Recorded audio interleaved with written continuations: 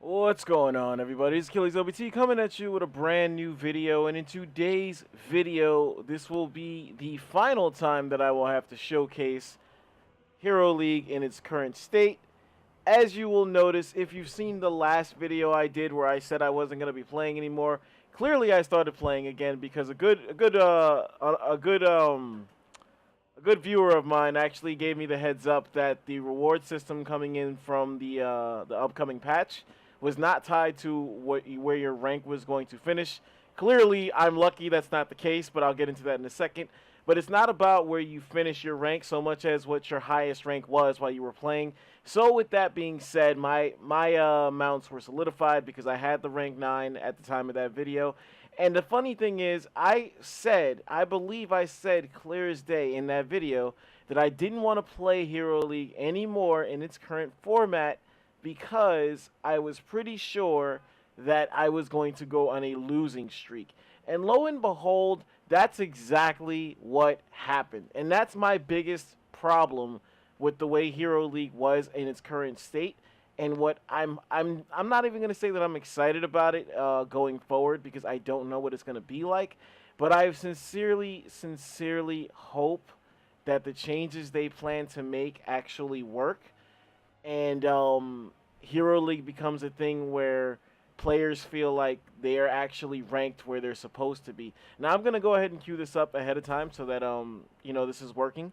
But yeah, I actually said flat out in that last video that because I was a rank 9 and I was winning so many games in a row that I felt like the losing streak was due and that they were gonna start putting me in suspect lobbies.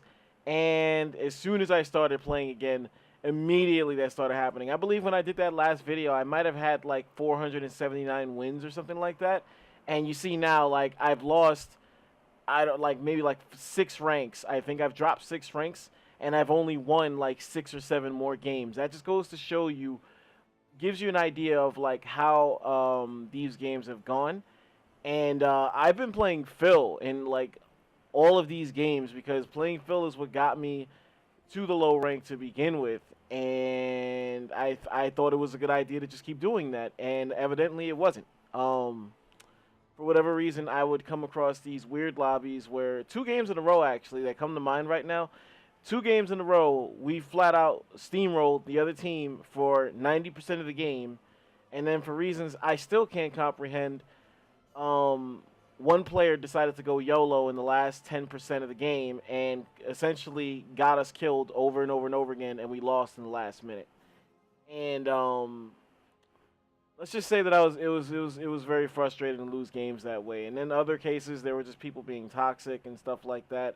I mean, anybody who plays Hero League at this point knows exactly why you lose games, and it's not something that's just in the middle and like basically where I am. This is stuff that happens like to people in like all the ranked tiers. Like it happens from people to 1 through 10. It happens from people to 10 through 20, 20 to 30, so on and so forth. It just happens all over the place. And again, I'm just really hopeful that on Tuesday when the patch goes through that a lot of this stuff goes away. I mean, they said they were going to switch up the way things work on the MMR side and behind. They're basically going to put everybody back to the way they were when they first started as far as like the game trying to figure out where you're supposed to be so that you have more breathing room and you don't have that feeling of being stuck where you are like I've been, like everybody's been for so long. I'm actually going to cut this off right here because it seems like the queue time is taking a little while. Actually, we're just coming upon the estimated wait. So I'm going to stop talking right here and cut ahead to whenever I jump into the game. Here we go. So, naturally, I have last pick, which means in all likelihood this is going to be a support video, which I'm just fine with. I don't mind playing support. I don't necessarily like playing support, but I'm not opposed to doing it if I have to. But we'll see how this goes. Hopefully this isn't a game that requires me to go Brightwing. I mean, I've done it a few times before, and I can do it, but it's not my ideal. Like, obviously my most comfortable healer is Karazim, but I'm just gonna go off of whatever we seem to need at the time. Definitely gonna be no Lily here. I'm gonna say that. I'm gonna say that ahead of time. I'm definitely not going Lily unless it absolutely seems like we need her. But This will be, like I said, this is all this. Well, the banning system is going to be the same. Everything is going to be the same on this front come Tuesday. But like I said, the behind the scenes stuff is really what's going to change. Another big one is that silenced players are no longer going to be allowed to play Hero League. That's another one that I'm looking forward to, that I'm sincerely hoping makes a difference, because players that are silenced just end up being toxic towards other players that have nothing to do with why they got silenced. And it's a big issue, especially somewhere in Hero League. And so far, ban who? Like, they don't have a tank. Ban a tank? Yeah, I was about to say ban a tank. Not really worried about them getting a support like that's crazy like that. I could play Morales if we need that as well, but oh, that was the other one. That was the absolute other one that was really frustrating to me. I lost 2 games in a row because my team thought it was a good idea to choose 3 range assassins going against 4 melee characters. And I don't understand. And all of these melee, both games in a row, the melee compositions, you see I called this, like, nobody ever wants to play support, so because I'm the last pick. This is also not a good sign, by the way. A good team will get that support. Oh, look at this, out of nowhere. Shutting me up mid-sentence. I was about to say, a good sign is if you get teams that pick their support before the last pick, so that it doesn't feel like the last pick is forced on that player. So, we have a Johanna, we have a Specialist, we have a Thrall. I should be going for a range assassin here, so that's exactly what I'm going to do. Where are we? I've actually grown accustomed to using that a little bit. Illidan is still on the board, but seeing as we have a Thrall, it's not the greatest idea to pull him out, and we have no range damage dealers. Like, Thrall has some range about him, but it's not ideal. Now, normally you would see people go for Falstad here, but admittedly, I am not a good Falstad player.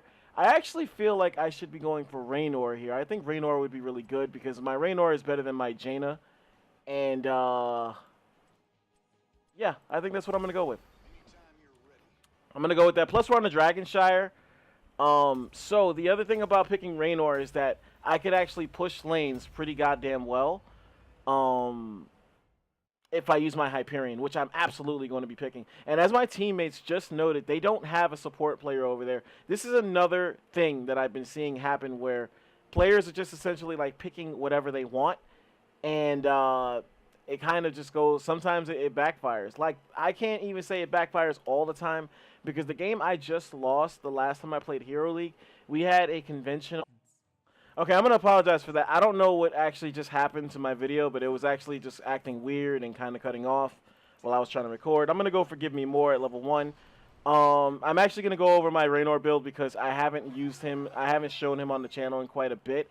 And my build has actually changed around a little bit. It's not the conventional bullseye build that you see everybody using. I am going to rotate to the mid lane. As I was trying to say before I cut it off, the enemy team doesn't have a support. And...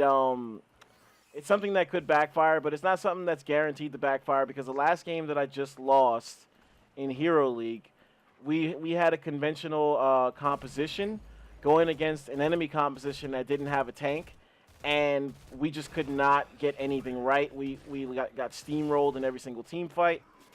That's just fine. They could do all of that, and it won't matter. Okay, so it's worth noting that the Diablo and the Butcher are duo queuing out here. So this whole thing where they roam everywhere together could be their strat for the entirety of the game. Diablo obviously is a very good roam hero, but I don't necessarily know how much they're going to be able to do if we play smart. But that's the operative word there, is smart. And I don't necessarily know exactly what kind of comp. And again, they do the same thing. See, right there, I didn't play smart.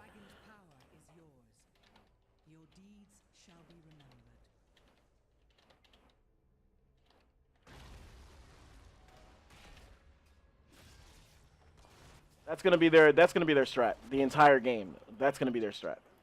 Because they chose that Diablo and Butcher. This is why I'm saying this. They chose the Diablo and the Butcher, despite the fact that they needed a support player. They still chose Butcher anyway. Diablo is a fine pick because they needed a tank.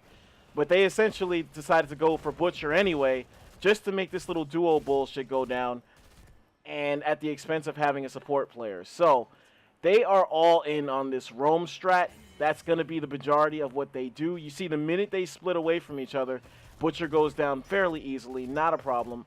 I'm going to actually try and get some XP rather than go for the shrine just now, but my team must be impatient about it. I could just go up here. Yeah, I understand that. I am still going to go for the auto attack increase at level 4. The thing that's going to be like really different is that I found a way that I could run my Raynor build that takes advantage of the new Executioner, and that's something that's a little different that I tried out that I actually liked. Now I'm going to back away here because the Butcher is probably going to charge at me any second now. He's probably right up there. Yep, called that one. Right wing's now finally making her way up. We don't have to worry necessarily about Butch as long as we have our 2 teammates here. Trying my best to actually secure that kill, but it's not going to happen. Which is fine. We still got them to disengage. Not a problem. I am going to back away here, though, because I feel like the Butcher is going to do that same thing over and over and over again. He's probably down here. Prematurely shoot down there. Nope, nothing in the bush. It's worth mentioning, though, that I do have my insta-heal off cooldown right now, so it's not the end of the world if they try to gank me here. However, I am going to rotate. Ah, Tracer, good job. See, my heal does come into effect right there. No harm, no foul. I was trying to roam to the mid lane to help Nazeebo get a pick right there, but Tracer was actually already waiting, so that didn't pan out. Now, I am going to rotate to the bottom lane because it seems like our teammates are being a little overrun here. And we do secure that kill on Butch. You see, I'm just going to ignore the minion waves here and just try to keep damage on the enemy heroes. That being said, I'm going to help clear that. And back away because I'm very hurt. So I am going to disengage here altogether. I think I need to actually roam a little bit to kind of offset what they're trying to do. So here we go. I am going to change up my normal pick at level 7 and add the slow to my Q ability. This is actually going to loom pretty large in the second half of the build. And again, this is something that I tried several times, and I really liked it. I thought the damage output was pretty good.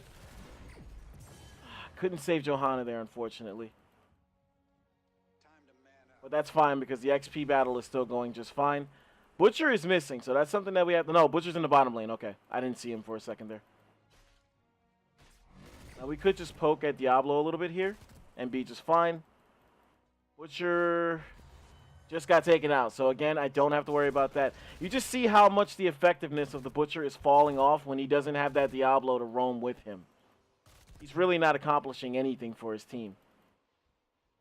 And for people wondering why I may have strayed away from the auto attack talent at level 1, Season Marksman, I mentioned it in my Artanis video that I did last. I just flat out do not like the way it's changed. I think it takes too long, and it's not something that I'm interested in wasting time to do anymore because I feel like it forces you to play selfish.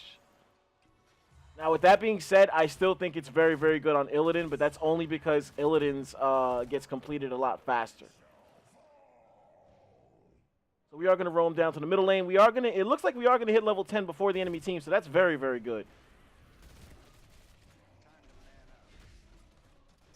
It would be nice if I had a Hyperion right here, but unfortunately I don't. But I am gonna shoot away at this fort.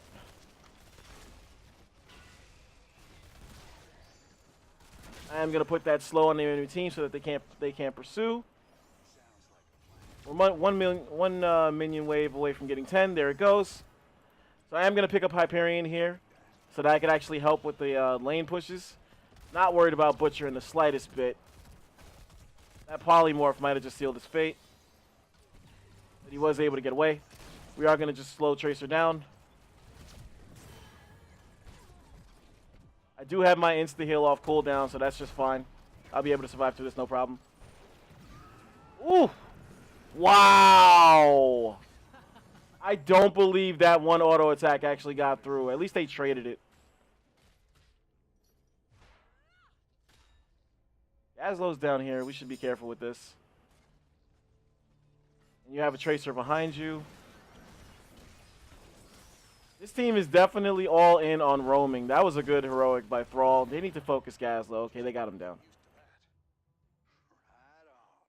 So at this point, because I'm the only one not there, I am going to try and offset the lane soak that Butcher is doing for his team right now. They should push that bottom lane if they have the opportunity. We're just going to keep poking at Butch if he wants to be dumb about it and keep trying to pursue this. And that's why I said it was dumb. Heads up play by my teammates right there, rotating to pick him off. I didn't even have to ping it.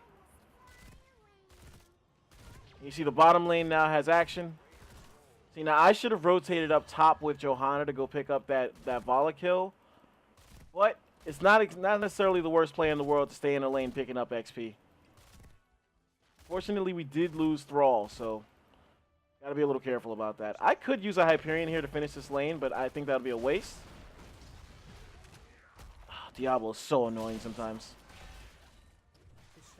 I do have my insta-heal again, and we'll be just fine.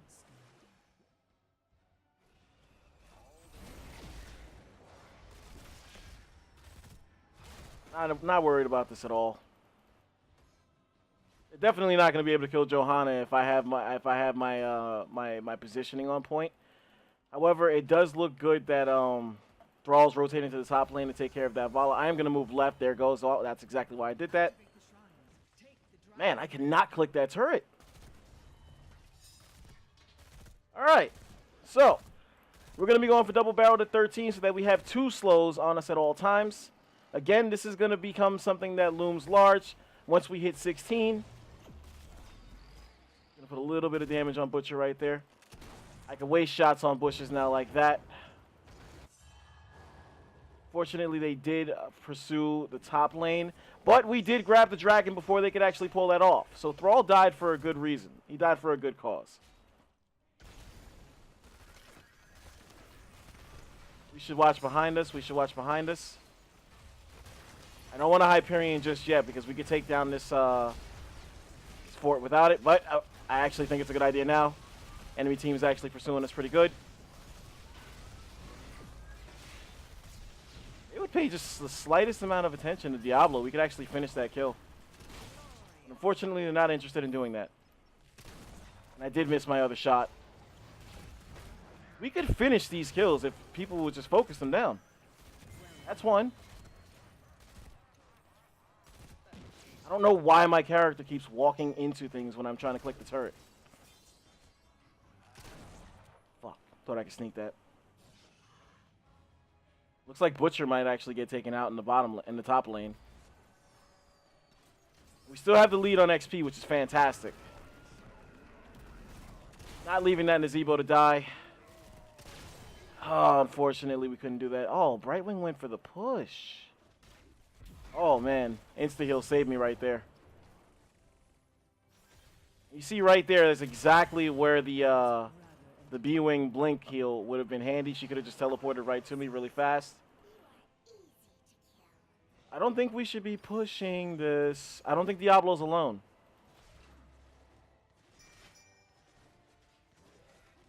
They were forced to move backwards. Okay, we can steal this. Now that we have Johanna, I feel a lot safer. There we go. We're just going to put some damage on these guys. Good polymorph by Brightwing. I thought I stepped out of the way of that stun, but apparently I didn't. And here we go. Now we're going to attack on Executioner. So now we're actually going to be able to do a lot more damage when we auto-attack things. This is going to make up for the fact that we didn't pick Season Marksman at level 1, by the way.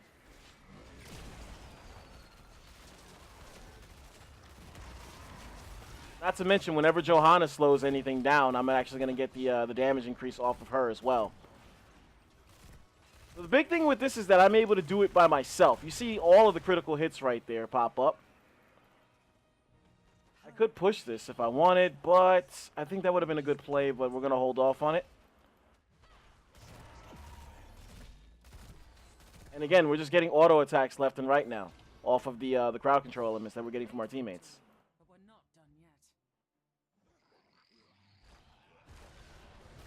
At this point, I really have to focus on just not dying at all. Just watch my positioning, poke at heroes as much as possible, stay behind my tank, stay close to my healer the whole 9, and just like be there for my team. So that's exactly what we're gonna try and do. Oh god, this is a bad start.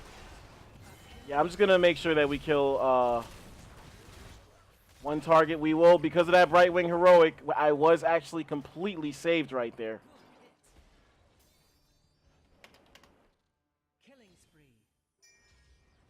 Big step up by Brightwing right there. I'm not sure. You feel free to actually let me know in the comments.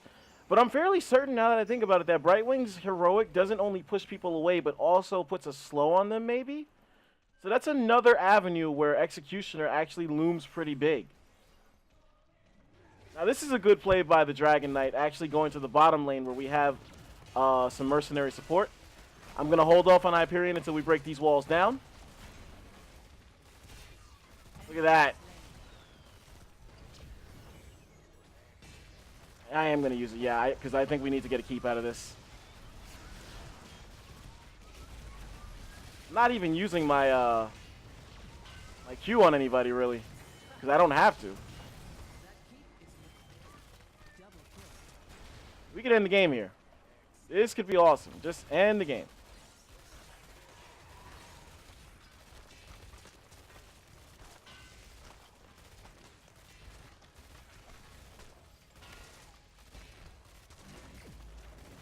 Oh, man.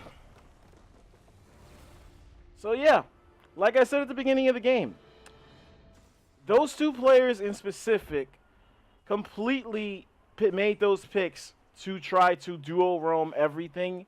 They were able to do it successfully in the early game, but the minute Diablo split away from Butcher, that entire strat completely went down the drain. It became like they were selfish picks to begin with. Not so much the Diablo, but the Butcher pick in specific was a selfish pick because his team definitely needed support at that point. They already had Vala. They already had Tracer, two outstanding damage dealers. They had Gazlo, who's actually very, very good now. And all they needed was a tank and a support. And they covered the tank with Diablo. Diablo's more than strong enough to be the solo tank on the team.